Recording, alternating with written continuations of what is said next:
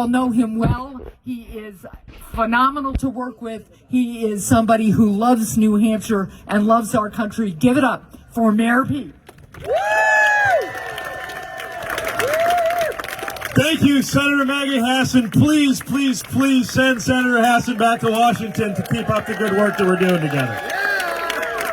Please, please, please send Annie Custer and Chris Pappas back to the House so we can keep working together.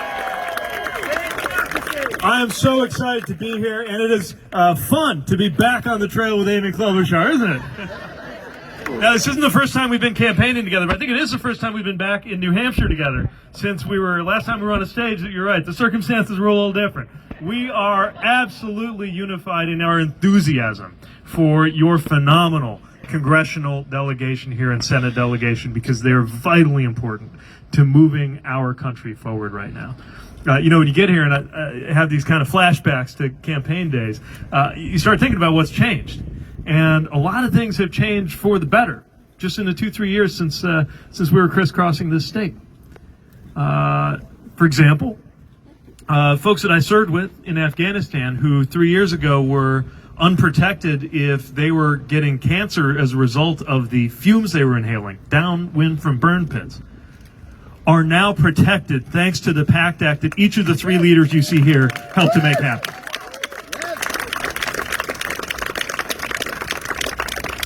We've got lower unemployment than we were here last. We got more Americans working than at any time in U.S. history. So much has changed in a short amount of time.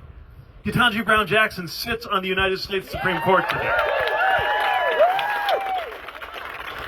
A bipartisan Chips and Science Act is bringing manufacturing back to American soil, and it was achieved on a bipartisan basis.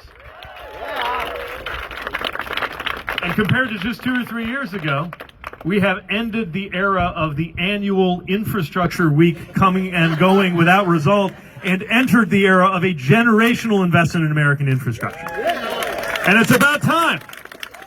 And it's doing so much good here and in every part of the country. So many good things have come about, and they have come about because of the people on the stage.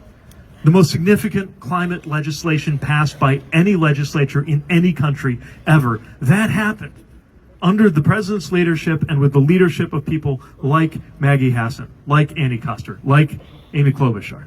Extraordinary moves that are also, in this global fight against inflation, helping to create some breathing room for American families. So much has changed for the better.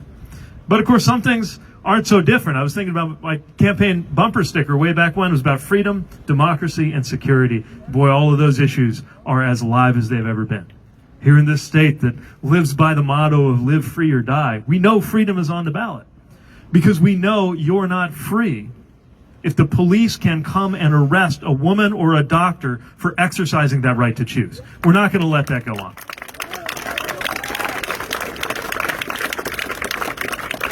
You're definitely not free if a politician gets to tell you who you ought to marry. Freedom means living a life of your choosing, as everybody here knows.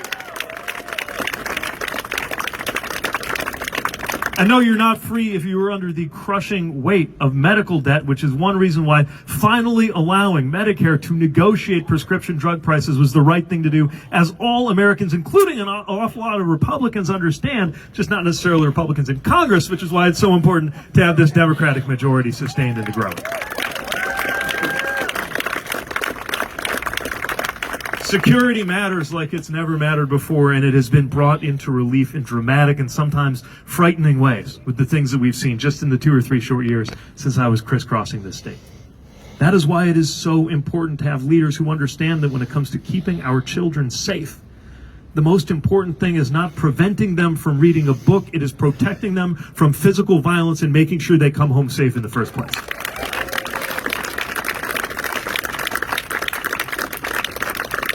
And yeah, if we're serious about security, then it should be the easiest thing in the world to unequivocally condemn political violence anytime it rears its ugly head. That's part of what the fight against political extremism is about. And that's why we need leaders, problem solvers, not extremists in the House and Senate.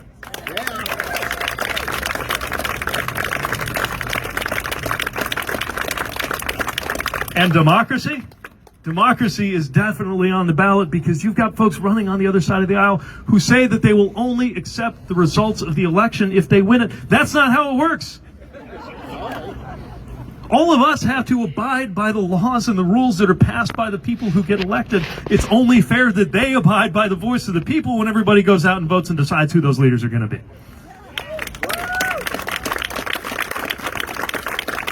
Which shouldn't be a partisan issue, didn't used to be a partisan issue. Someday, hopefully it won't, but unfortunately right now that is very much on the ballot. If you look at the statements that Maggie Hassan's opponent has made about democracy or his lack of respect for it. By the way, Amy Klobuchar, I hope you know this, has been an extraordinary leader on the subject of democracy, protecting the right to vote, and making sure that we stay in democracy for the future. And don't even get me started on Annie's opponent. We need the right kind of leadership to keep our democracy going, and it makes me think of just how clear the choice is in front of us. It is a choice between people who would protect Social Security and people who would dismantle Social Security, between people who believe in honoring the outcome of elections and people who believe that elections are only something to abide by if you win. It is fundamentally this, a choice between people who ban books and people who build bridges. Sign me up to be side by side with the people who are building bridges.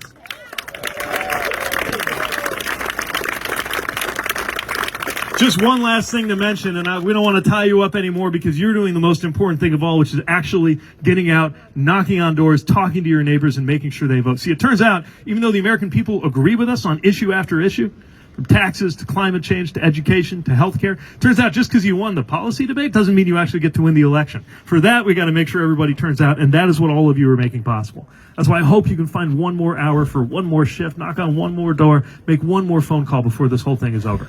Because it really is going to come down to that in this state famous for its close elections.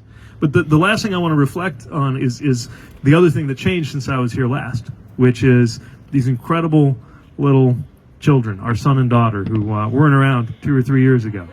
Our boy and our girl, Joseph and Penelope, who came into our lives and, as any parent will tell you, changed all of our equations overnight. And as I was fussing with their little Velcro shoes, trying to put them on this morning, that's after the breakfast where the eggs were, one bite for the kid, one bite for the dog, one bite for the kid, one bite for the dog, and then they drop it, and then they say, uh-oh, and then they look up at you to see what you're going to do.